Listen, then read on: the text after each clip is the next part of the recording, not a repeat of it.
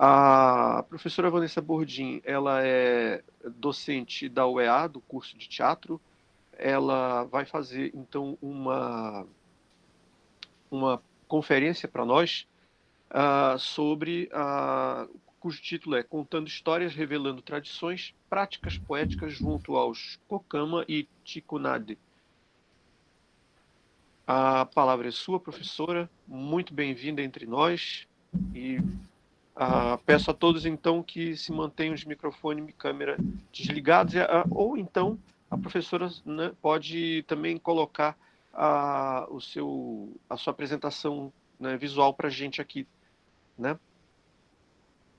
Maravilha, eu não preparei uma apresentação visual, né? Mas eu Sem problema. queria. Boa tarde a todas e todos, mais uma vez. Queria agradecer essa oportunidade de estar aqui hoje no 10º Seminário de Letras e Artes, podendo falar um pouco sobre o trabalho que eu desenvolvo no projeto de extensão na UEA, junto com alunos e comunidade, que faz parte de um projeto maior chamado Arte e Comunidade. Então, para começar a minha fala, eu vou recitar um poema de uma poetisa amazonense, a Márcia Huayna Cambeba. O nome do poema é Silêncio Guerreiro. No território indígena, o silêncio é sabedoria milenar. Aprendemos com os mais velhos a ouvir, mais que falar. No silêncio da minha flecha, resisti, não fui vencida. Fiz do silêncio a minha arma para lutar contra o inimigo.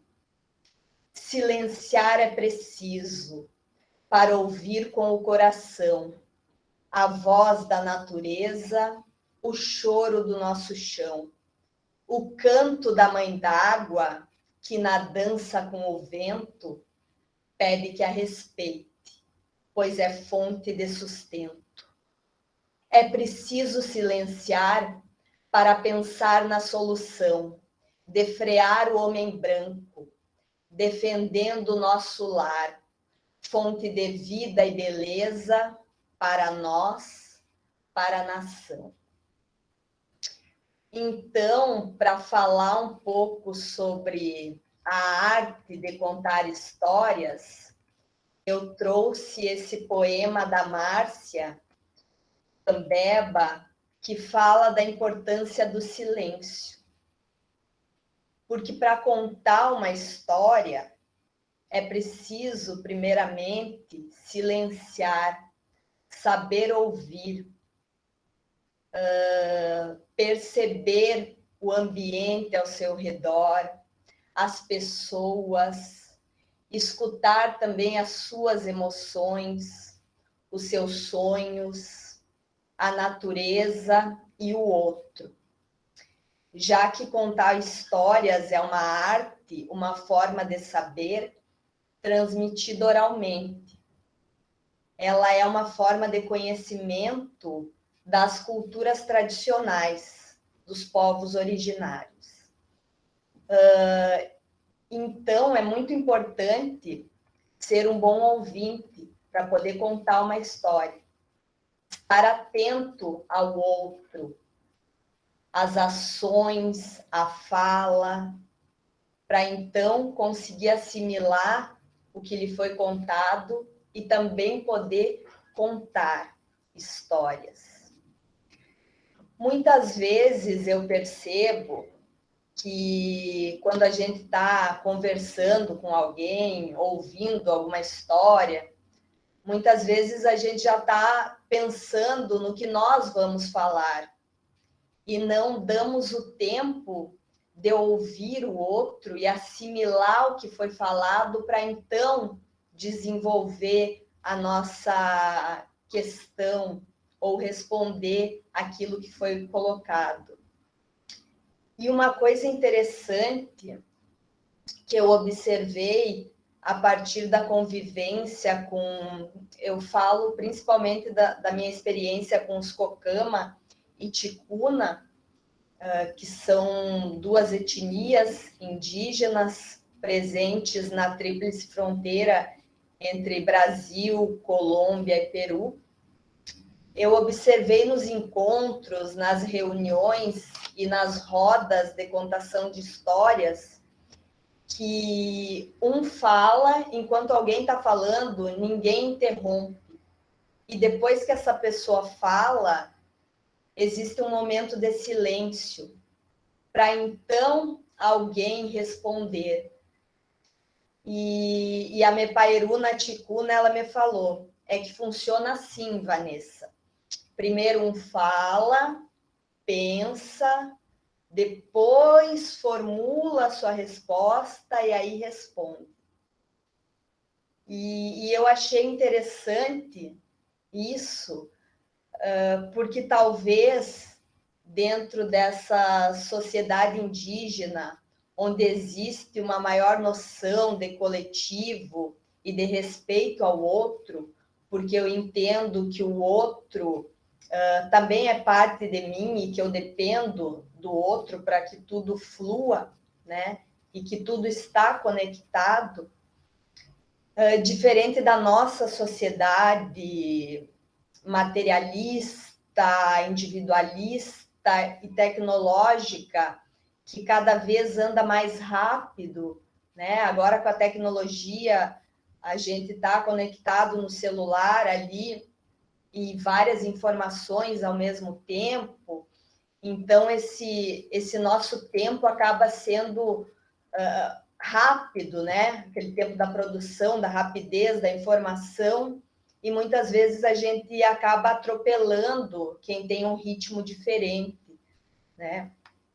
E para os indígenas, essa questão do diferente é uma questão muito valorizada, né?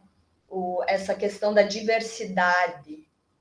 O Ailton Krenak, ele fala que eles não querem ser reconhecidos como iguais, mas querem ser respeitados pelas suas diferenças, né? Quando ele fala das diferentes línguas e etnias indígenas que existem no Brasil. E ele também traz uma coisa muito bonita, ainda falando dessa questão de coletividade, a partir do entendimento da diversidade, né? É que nós, enquanto seres humanos, juntos formamos a humanidade. E essa humanidade, ela pertence a um organismo maior, que é a Terra, o universo. Então, a partir a gente pode observar, por exemplo, a floresta amazônica, onde existe uma grande diversidade de seres, e ela funciona em perfeita harmonia devido a essa diversidade. E tudo ali está conectado, mesmo sendo diferentes, né? Por isso que quando o Davi Copenaua fala que se uma árvore na floresta é derrubada, todo mundo sofre. É essa consciência de que nós estamos conectados e que um precisa do outro.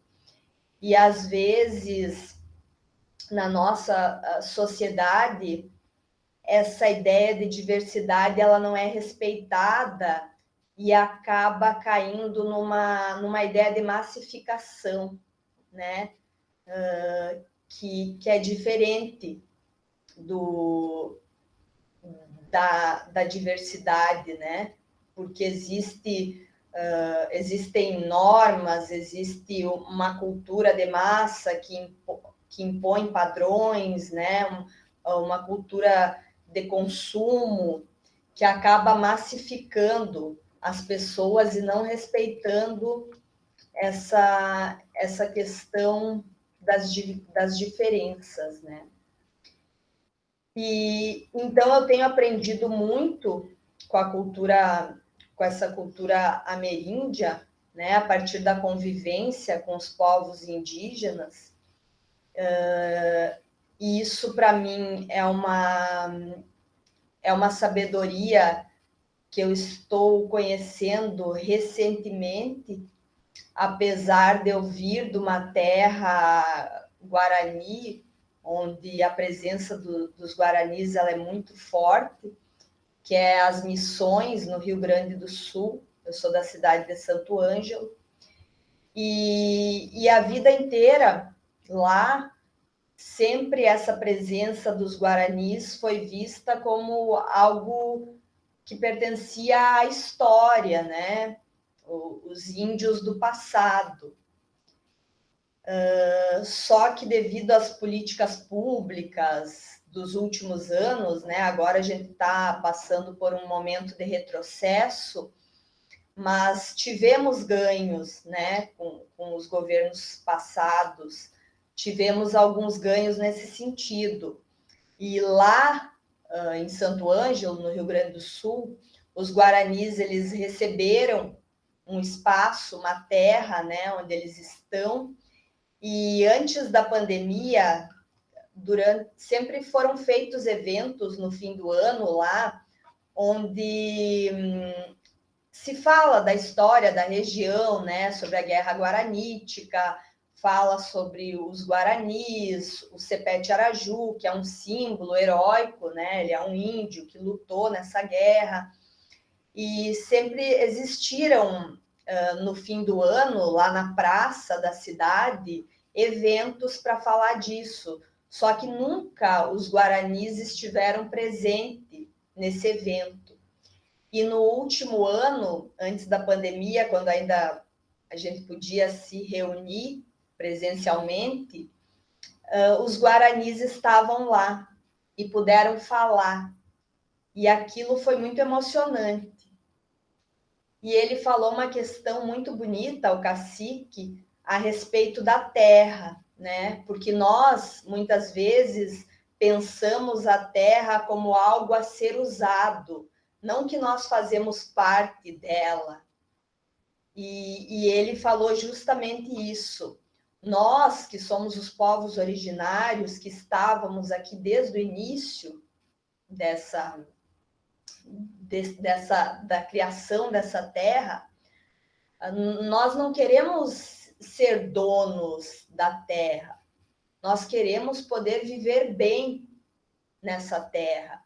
E a gente não quer tirar os brancos, pelo contrário, a gente quer poder construir algo novo juntos.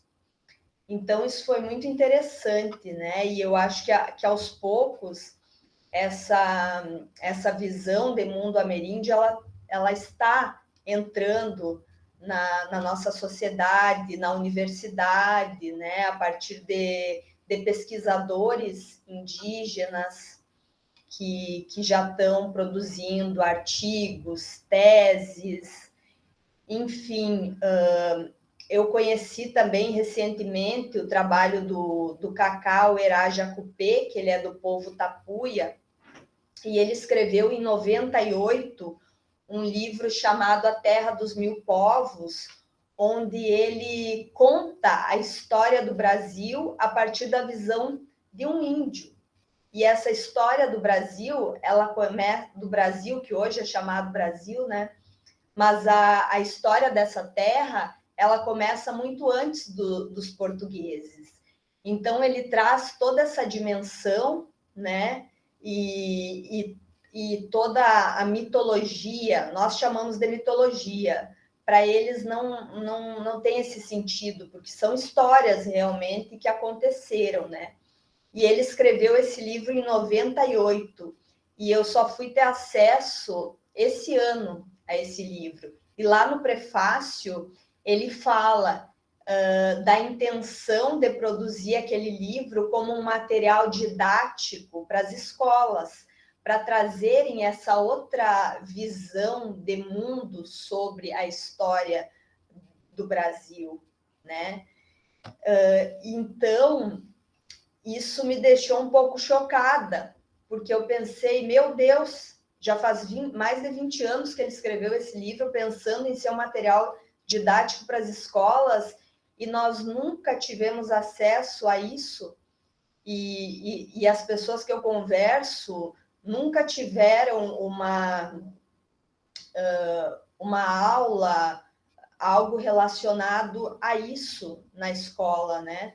A essa outra visão de mundo.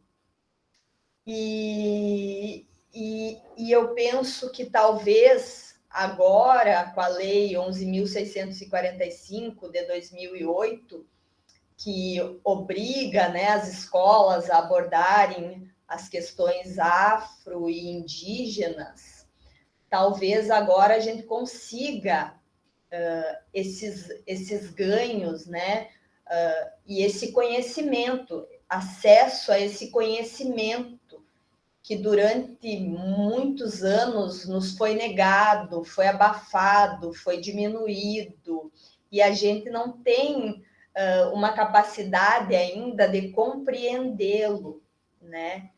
E uma coisa que eu observo, que nós, enquanto educadores, professores universitários que estamos formando esses estudantes que irão trabalhar em sala de aula, o quanto a gente precisa ter cuidado para tratar desses assuntos, trazendo referências relevantes, trazendo referências dos próprios indígenas, para que esses professores tenham possibilidade de trabalhar com esses assuntos em sala de aula, né? Porque eu li um estudo de que muitas licenciaturas não trabalham esses assuntos, né? Não tem na grade curricular isso.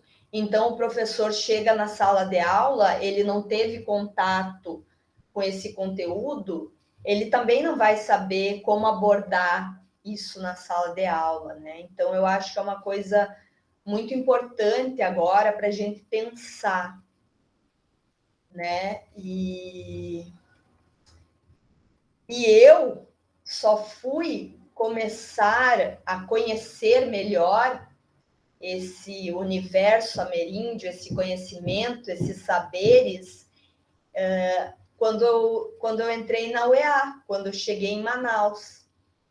Em 2016, principalmente, a partir do Núcleo de Pesquisas Tabiúni, que é do curso de teatro, que é da UEA, liderado pelo professor Luiz Davi Vieira Gonçalves, que tem um trabalho muito relevante nesse sentido com os povos indígenas, um trabalho de pesquisa e também artístico.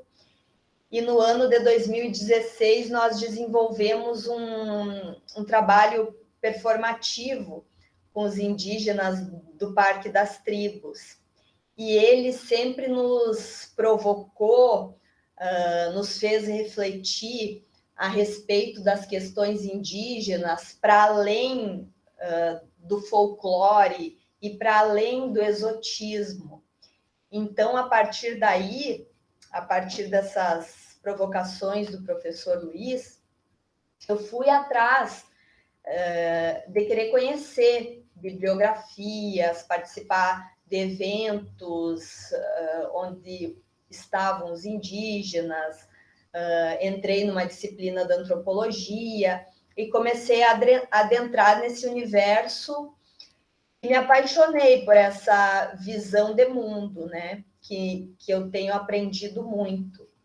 Então, em 2016, a gente realizou esse trabalho e em um evento que teve no Tarumã de revitalização daquela área, né, que estava sendo degradada, teve um evento no Espaço Arumã, onde estavam presentes lideranças indígenas, políticos, pessoas das artes, de diferentes áreas, né? E eu conheci a Suni Kokama, que é uma indígena que trabalhava no Parque das Tribos na época, dando aula de língua cocama no Centro Cultural Mainuma. E eu já conhecia o Parque das Tribos através do professor Luiz Davi, do trabalho que a gente desenvolveu com o Tabiuni, mas não conhecia a SUNE. E aí, nesse dia, a gente se conheceu. E conversando, eu contei um pouco do projeto de extensão que eu desenvolvo na UEA desde 2014, que é os Contadores de Histórias, o Teatro Popular de Formas Animadas na Comunidade, que a gente trabalha com crianças e jovens nas comunidades periféricas de Manaus, a partir de narrativas tradicionais e teatro de formas animadas. Então, ela conheceu o projeto e ficou interessada e me convidou para ir no Parque das Tribos conhecer o Centro Cultural Mainuma, que Mainuma é beija-flor em Cocama, né? E para a gente pensar ações, né? Eles sempre buscam parceiros lá no Parque das Tribos, parceiros para estarem juntos, né? Desenvolvendo ações, contribuindo com a comunidade, e ela me convidou para conhecer lá. Esse projeto de extensão, ele une pesquisa, ensino e extensão, e tem o intuito de tornar fluido o processo de ensino-aprendizagem dos estudantes, bem como as experiências poéticas desenvolvidas na comunidade, partindo da vivência de troca entre universidade e comunidade. E essa ideia de trabalhar com bonecos, com máscaras e instrumentos musicais que fazem parte da proposta do projeto, a partir da experimentação com narrativas, interessou a SUNE. Então, nós fomos conhecer o espaço e pensar como que a gente poderia desenvolver essas trocas, né? Porque o projeto ele já acontecia em outras comunidades. Nós começamos com a colônia Antônio Aleixo, depois o Quilombo de São Benedito, também o Prosamin, e a gente busca refletir sobre o papel social da universidade pública, e acreditamos que é imprescindível buscar estratégias que possibilitem a aproximação da universidade com a sociedade de maneira geral. E no campo do teatro e comunidade, ele se destaca a relevância em incentivar a construção de pesquisas, processos poéticos e artísticos pedagógicos pautados na prática e na colaboração social, bem como no compartilhamento de conhecimentos sensíveis. E é sempre importante a gente, antes de querer levar algo para a comunidade, é importante conhecer as práticas que já são realizadas na comunidade para poder dialogar com elas, né? Conhecer a realidade cultural da comunidade, estudar formas, estratégias de chegar nela, e que assuntos são interessantes para serem debatidos e exercitados a partir do fazer poético. Então, a gente sempre se propõe, né, a refletir sobre a realidade da comunidade.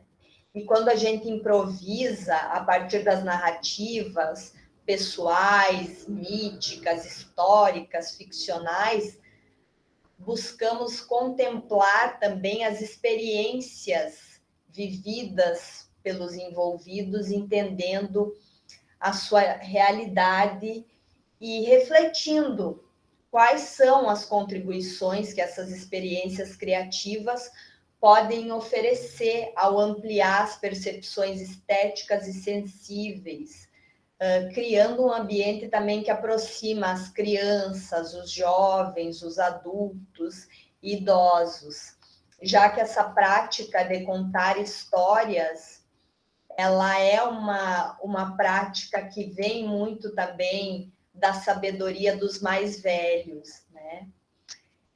Então, essa troca a partir das narrativas é uma das formas de intercambiarmos os saberes, né? O Walter Benjamin fala no estudo dele sobre o narrador, onde ele traça um processo histórico que a revolução e a máquina produzem no Ocidente, com a perda da experiência das narrativas que vai sendo substituída pela escrita e pelo tempo da máquina. Ele vai dizer que o ato de narrar, ele reatualiza o passado e é uma prática das comunidades tradicionais, onde, no caso aqui, estamos falando das comunidades indígenas, né? E ele fala que o narrador é alguém que sabe dar conselhos. E aí eu relaciono com aquela ideia que eu trouxe no início, né, da escuta. Talvez por esse narrador ele ter uma capacidade de se dispor a uma escuta sincera, que abre seus canais de percepção para receber essas diferentes experiências.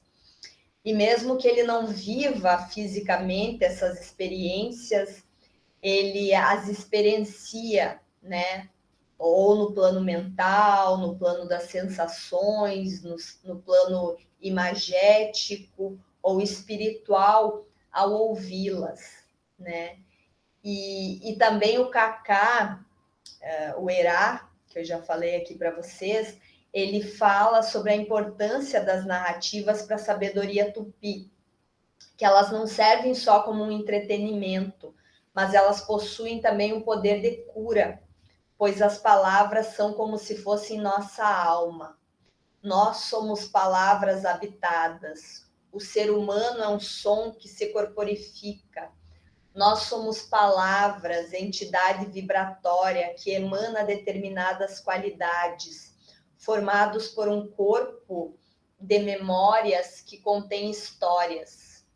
Nosso DNA é uma fração de memórias de nossos antepassados, assim como o nosso corpo físico é formado pelas memórias dos nossos antepassados que nos conecta à Mãe Terra, formando uma tessitura organizada até nos tornarmos verticalmente presentes, humanos. Então, eu acho muito bonito isso que o Kaká traz a respeito da importância das narrativas, né? Que são uma das formas de transmissão de conhecimento, de ensinamentos. E essa prática de contação de histórias desenvolvida no contexto da comunidade, ela surge como uma arte do encontro entre os corpos indígenas, não indígenas, entre os aprendizes, os artistas, as narrativas do passado, do presente, culturas distantes e próximas, ficção e realidade, como um modo de criação de repertório. E eu utilizo a noção de repertório com base no estudo da Diana Taylor, que se refere às performances do corpo, de cultivo da memória cultural, transmissão de conhecimento e de colaboração mútuas. Diferente do arquivo, que se refere à hegemonia da escrita como a única fonte de pesquisa valorizada, o repertório ele remete justamente ao que não está escrito e documentado, mas se revela por ações num gesto de descolonização do saber, né? E inseridas no campo das práticas performativas, essas narrativas, em seus movimentos espaço-temporais, privilegiam o encontro com outros corpos no presente e ao vivo.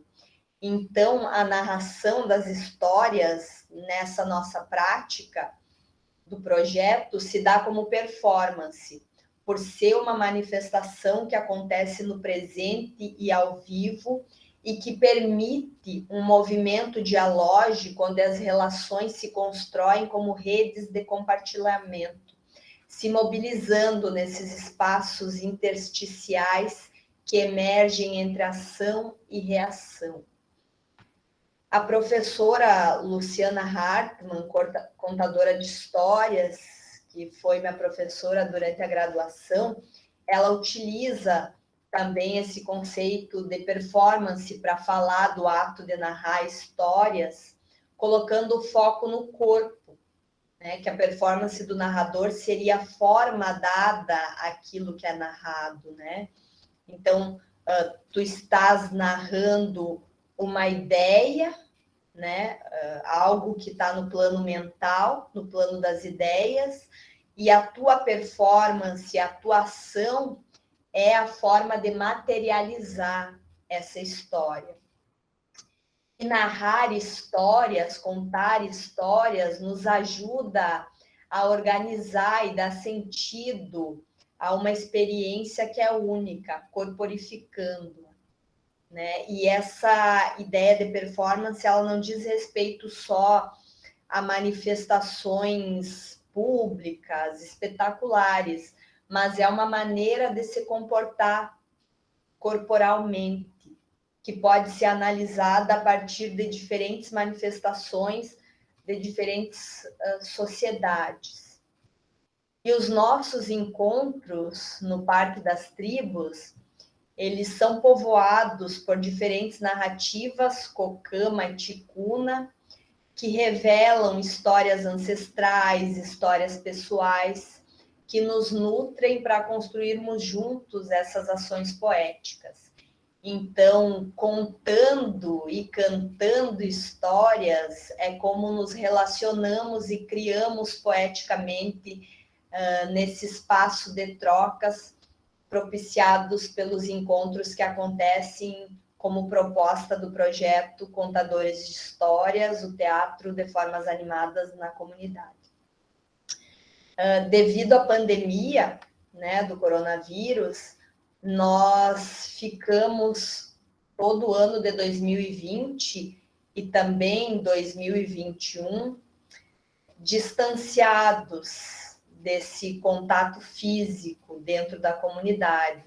Agora que a gente vai voltar, né? Já fomos lá, já conversamos, já encontramos, já trocamos, mas ainda não estamos efetivamente com o projeto.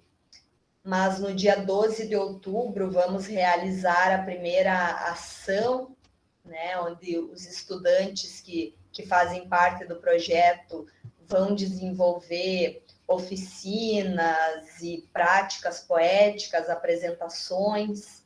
Nesse dia 12 que vai ter um evento para as crianças, que nós também estamos arrecadando brinquedos, alimentos, doações também via Pix. Quem quiser ajudar, pode conversar também comigo depois, mandar mensagem, que a gente está aceitando até o dia 9, então, essas doações. Mas mesmo assim, mesmo nesse período de pandemia, nós continuamos realizando experiências em formato digital, que envolveram não só as pessoas do Parque das Tribos, mas também pessoas de outros lugares do estado do Amazonas e do Brasil. Eu destaco a proposta Contando Histórias, Revelando Tradições, que foi realizada no mês de abril, como parte do projeto Contadores de Histórias. Ela foi contemplada pela Lei Aldir Blanc e ela seguiu a mesma linha das ações realizadas pelo projeto, no entanto, em formato digital. E muitas pessoas, a Suni Cocama, a Mepairuna Ticuna, com os filhos dela, lá do Parque das Tribos, participaram também dessa realização em formato digital. A gente apresentou um espetáculo de contação de histórias no primeiro dia e depois foram feitas oficinas, estimulando os participantes a narrarem histórias. também desenvolvemos oficina de bonecos, de instrumentos musicais, e no final os participantes, a partir de tudo que foi trabalhado, eles traziam as suas histórias, né, e contavam elas utilizando esses elementos trabalhados. Esse trabalho ele também foi gravado e se tornou um documentário, trazendo também entrevistas com especialistas sobre teatro digital e telepresença, mostrando um pouco de como foi o processo de adaptação dessas oficinas que sempre foram realizadas presencialmente e agora tiveram que ser adaptadas, e trazendo também as histórias dos participantes, pensando esse documentário como um material didático para professores, pesquisadores, artistas interessados na área. E ele está disponível, bem como as oficinas também, todas na íntegra, estão disponíveis no YouTube, através do portal de artes cênicas www.mever.com.br. E então, mesmo com a pandemia, nós seguimos nos encontrando, não só nesse evento, nessa oficina realizada, mas outros eventos, né, onde a Súnia, a Mepairuna, a Wanda, que são as mulheres indígenas, a Lutana, que é a cacique do Parque das Tribos, elas estiveram presentes. Inclusive, na minha defesa de doutorado, né, que foi no início da pandemia, e que talvez, se não fosse no ambiente digital, talvez elas não pudessem estar presentes, e foi muito bonito e importante a participação delas, né, porque elas fazem parte desse trabalho, elas são autoras junto comigo dessa tese, né? Então foi muito importante elas estarem lá para também poder falar, e foi bem legal, assim. Isso, apesar de todo o lado ruim da pandemia, né? Muitas perdas, enfim, também existiram coisas que foram proveitosas, né? E nesse caso, a internet aproximou pessoas, né? E eu falo que a gente canta e conta essas histórias, né? A gente segue cantando e contando, porque tanto para os cocamas como para os ticuna, as palavras canção, conto, história, relato, narração, elas têm o mesmo significado. Na língua cocama, então, a palavra utilizada é imitsara, e na língua ticuna é tiga. E para eles, né, as canções e as histórias são um dos modos de produção de conhecimento que trazem ensinamentos e os ajudam a se entender e agir no mundo, né? Por isso esse trabalho com as canções e as histórias, eles estão juntos, né? A gente trabalha cantando, dançando essas histórias, essas narrativas, né? E nunca são vistos, né? A Suni me falou isso, o Kaká também falou, eu fiz um curso com ele recentemente, que para eles não tem essa coisa de lendas, não são lendas, são histórias que realmente aconteceram e servem como ensinamentos, né? Mas talvez por ser uma visão diferente da nossa, com base em uma cosmologia específica, né? Uma cosmovisão de mundo específica, nós não conseguimos compreender a partir do nosso olhar, né? E eu acho que a nossa sociedade, ela vem perdendo a capacidade de compreender a linguagem simbólica, né? E E essas histórias, elas são povoadas por muita poesia, metáfora, né? E isso é uma coisa que faz parte da humanidade, essa capacidade de se comunicar através dos símbolos, né?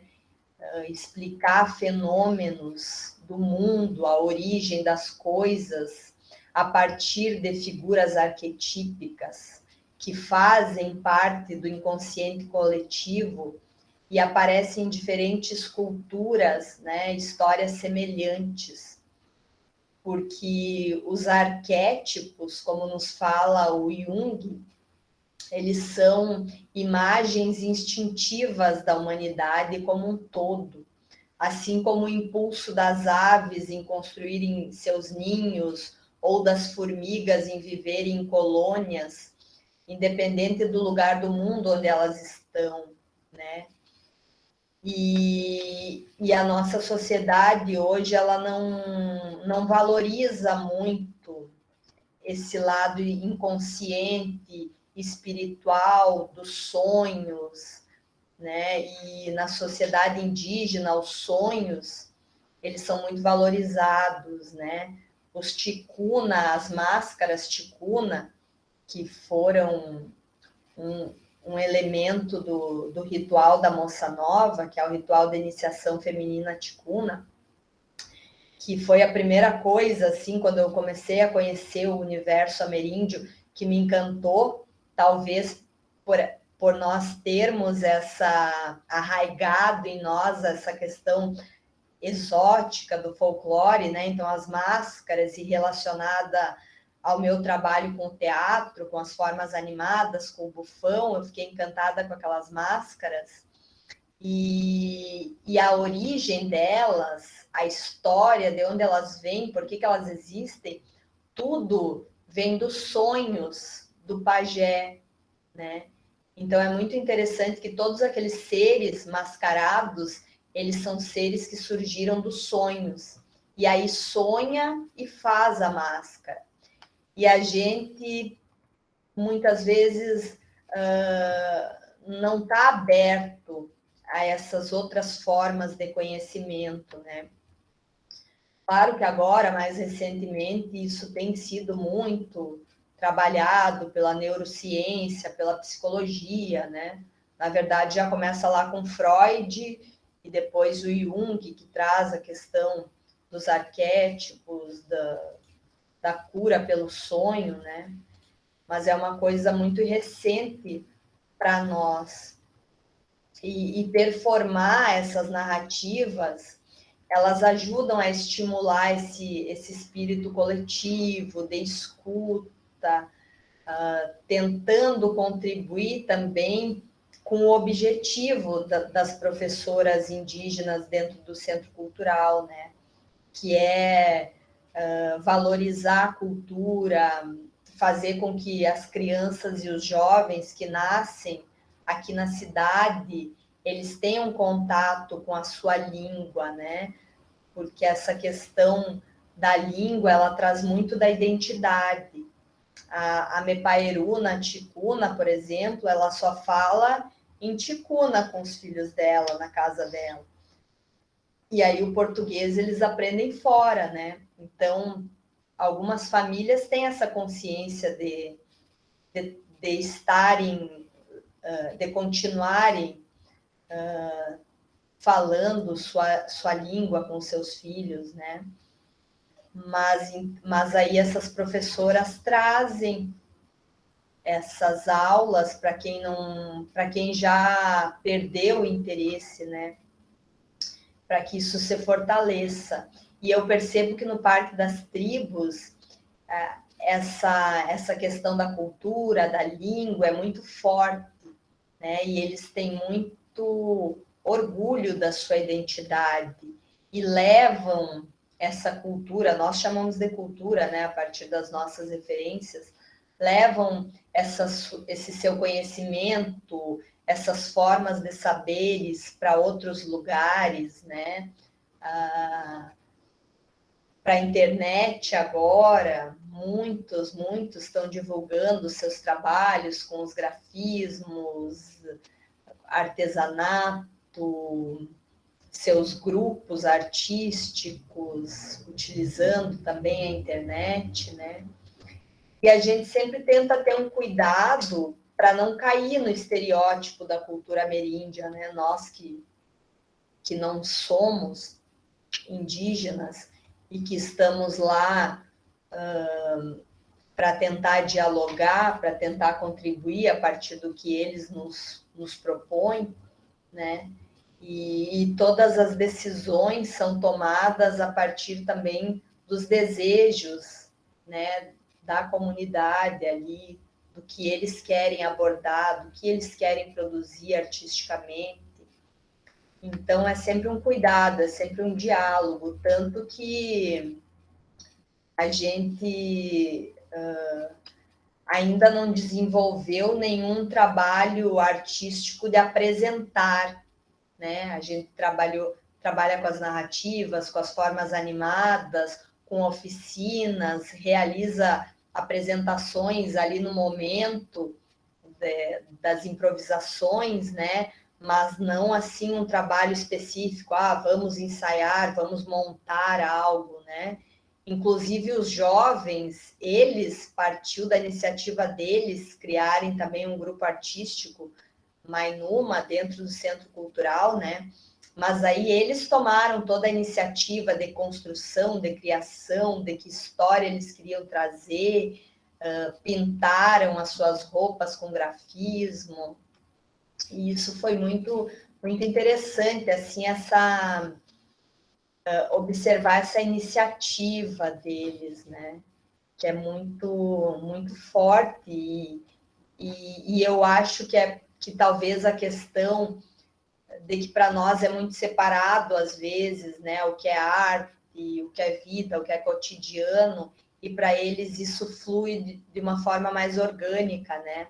A arte está na vida, está no cotidiano, e essa vivência também, ela possibilita uma troca que eu acho que é fundamental, né, entre universidade e comunidade, porque nós estamos na comunidade, mas a comunidade também está na universidade. E durante esses anos, nós temos levado, né, as indígenas também para dialogar dentro da universidade, a partir de eventos, né, inclusive teve um evento que foi organizado pelos estudantes do curso de teatro, né, a Jaqueline, o Leandro, a Valéria, que eles realizaram diálogo com as mulheres indígenas e levaram elas para falar, e também trouxeram as outras comunidades que nós compartilhamos. Então, foi um encontro entre essas comunidades, né? Foi uma troca bem produtiva para todos. E eu também levei a Mepairuna Ticuna, que é uma cantora indígena, é uma artista indígena, levei na minha aula de expressão vocal, porque nós trabalhamos muito a partir da ideia do Grotowski, Jerzy Grotowski, que é um polonês, a questão dos cantos tradicionais, que ele traz a partir da vivência com a Mudi Robar, que é uma haitiana, e que trazia esses cantos do voodoo haitiano. Então, ele trabalha muito com esses cantos vibratórios.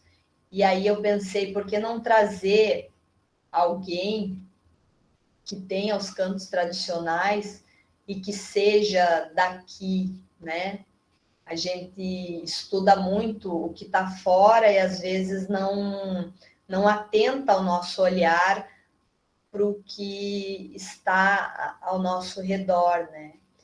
Então, eu acho que cada vez mais a gente tem que buscar conhecer a nossa realidade, né?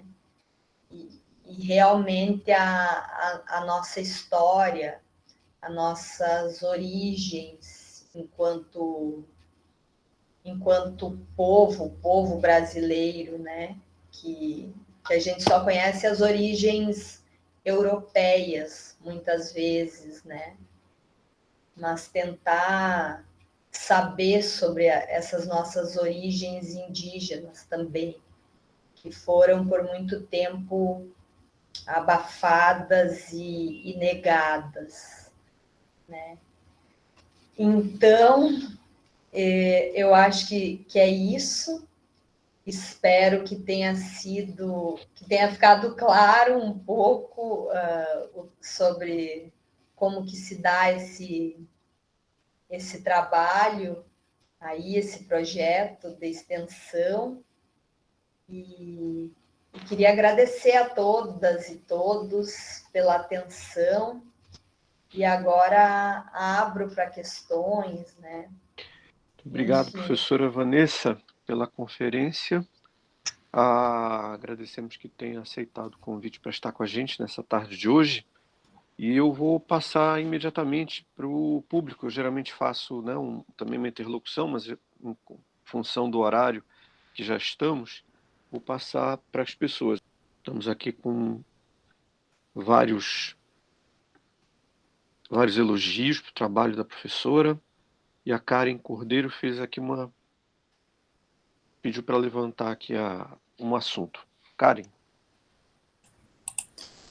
Olá, boa tarde a todos. Boa tarde, professora Vanessa. Parabéns pela conferência, fiquei muito envolvida.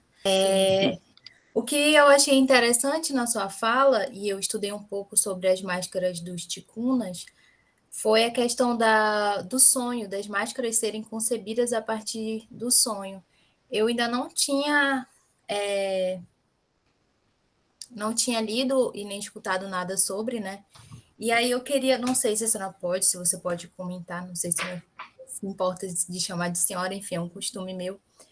Um pouco mais sobre essa questão da concepção das máscaras a partir dos sonhos e como você, não sei se a senhora teve contato um contato mais aprofundado com essa parte, né? E somente isso, no mais, parabenizo novamente pela fala. Muito obrigada, Karen. Karen, então, em 2016, eu fui para São Paulo de Olivença e depois eu desci, que fica aqui no Amazonas, né?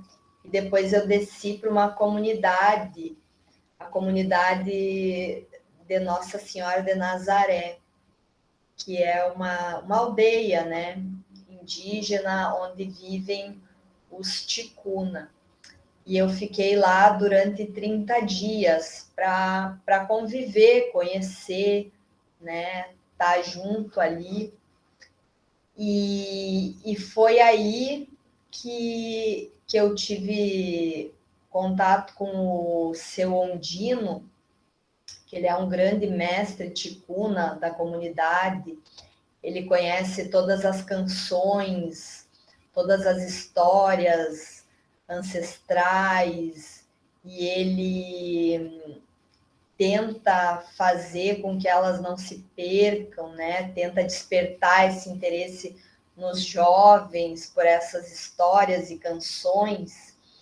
E ele que me contou a história da origem das máscaras, né? Que é uma origem que não tem data, né? É quase que com o surgimento da humanidade surgem essas máscaras, né? Que vêm das montanhas e que não só são as máscaras que aparecem ali, né? Mas vários objetos e artefatos que fazem parte da cultura e que tem uma importância, né?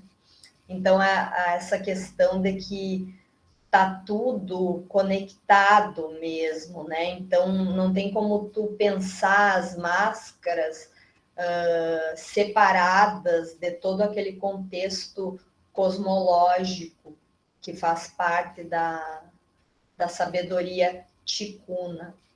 E aí eles disseram, né? Mas da onde que vocês como é que vocês criam, né, esses seres? Ah, o pajé sonha e aí ele vai lá e faz. Então, elas são sonhadas, né? Esses seres são sonhados.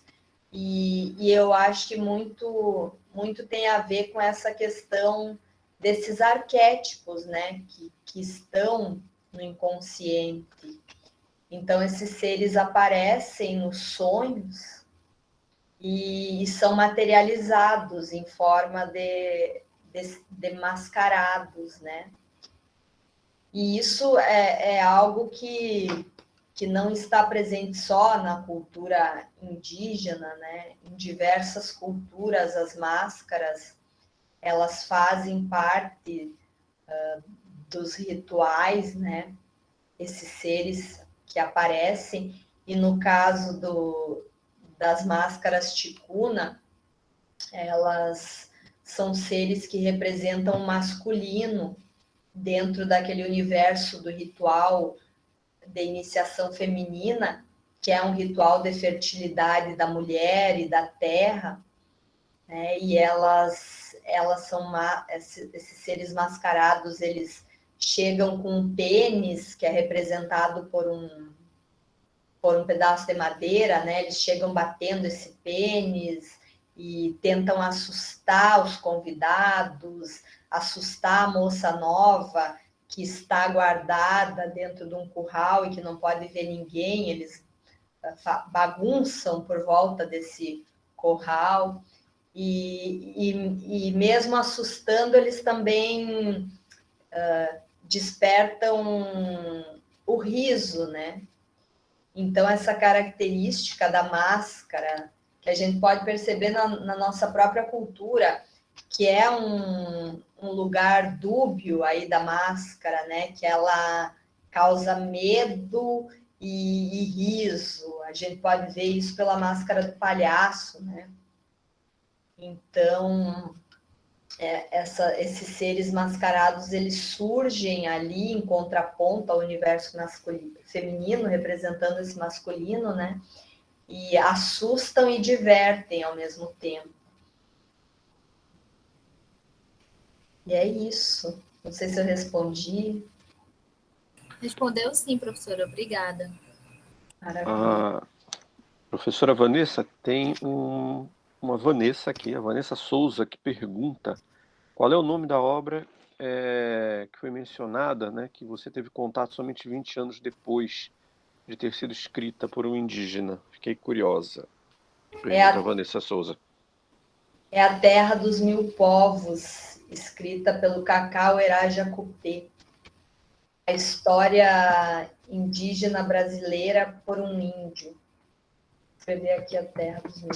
Agora está super em alta aí o livro do Cacá, né, com essa questão de muita gente está trabalhando com a contação de histórias, né, e ele tem um Instagram onde ele divulga os trabalhos e os cursos, né, e sempre está realizando cursos nesse sentido. Inclusive, eu fiz um curso dos sonhos com ele e um curso das narrativas tupi agora na pandemia, né? E esse livro é maravilhoso, A Terra dos Mil Povos. Tem mais alguém que gostaria de perguntar alguma coisa para a nossa palestrante de hoje? Tanto pelo chat aqui ou levantando a mão.